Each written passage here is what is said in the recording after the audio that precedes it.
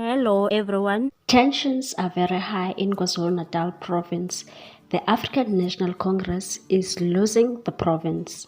The KwaZulu-Natal people made sure that they are taking down the African National Congress. Umkhonto weSizwe Party is leading while IFP and DA got some votes. So far, it's the only province that said to the ANC, "You can go to hell. We don't need you here anymore."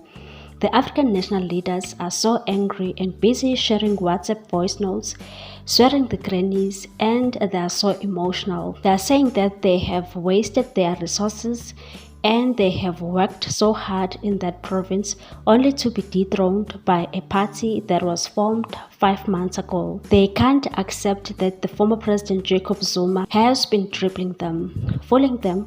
After joining Sanco, little did they know that he was busy organizing Umkhonto weSizwe Party on the side. There's a video that was shared by allegedly news account on the X app where the Premier of KwaZulu-Natal, Dube, was crying and couldn't understand why they lost it to Umkhonto weSizwe Party, but some people are saying that it's not her voice. People are just making videos and mocking the Premier of KwaZulu-Natal.